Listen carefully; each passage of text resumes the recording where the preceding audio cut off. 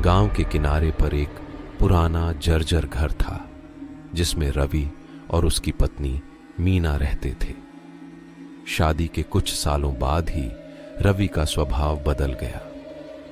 वह मीना को छोटी छोटी बातों पर पीटता और उसे अपमानित करता। मीना ने काफी समय तक ये सब सहन किया, लेकिन उसकी सहनशीलता की सीमा एक दिन टूट गई। मीना ने धीरे धीरे अपने प्रतिशोध की योजना बनाई। वह जानती थी कि उसे सावधानी से कदम उठाने होंगे ताकि कोई भी उस पर शक न कर सके। एक दिन उसने रवि को विशेष रूप से स्वादिष्ट खाना परोसा जिसमें उसने धीमा जहर मिला दिया था। जहर ऐसा था कि तुरंत प्रभाव न दिखाकर धीरे धीरे असर करे। जहर खाने के बाद रवि को कमजोरी और दर्द होने लगा।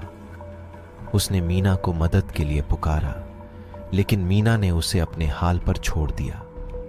रात के अंधेरे में जब रवि पूरी तरह से निढाल हो गया, मीना ने अपने प्लान का अगला कदम उठाया। वह रवि को खींचकर घर के पीछे वाले पुराने कुएं के पास ले गई।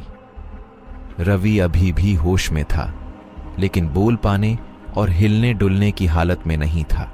मीना ने रवि को कुएं के किनारे पर लाकर बिठाया। उसकी आंखों में एक अजीब सी चमक थी। तूने मुझे बहुत दुख दिए हैं रवि। अब समय आ गया है कि तू अपने कर्मों का फल भुगते, उसने ठंडे स्वर में कहा। मीना ने रवि के चेहरे पर एक आखिरी बार देखा और फिर उसे कुएं में धक्का दे दिया।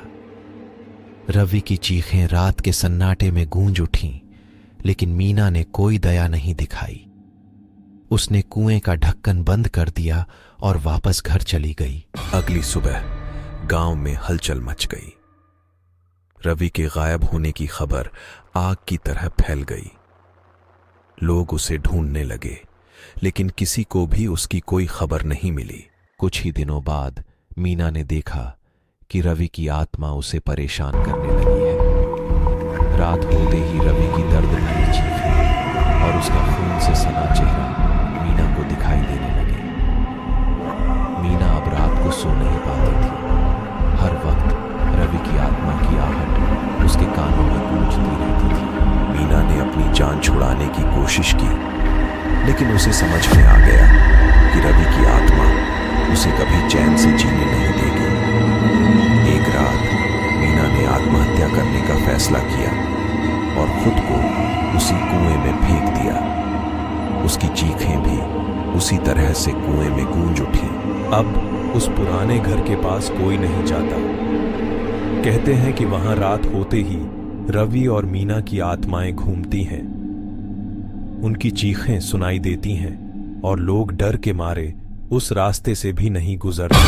प्रतिशोध और हिंसा की राह कभी किसी के लिए शांति नहीं लाती। यह अंततः विनाश का ही कारण बनती है। अगर दोस्तों मेरी स्टोरी आप लोगों को अच्छी लगी हो तो मेरे चैनल को सब्सक्राइब जरूर करें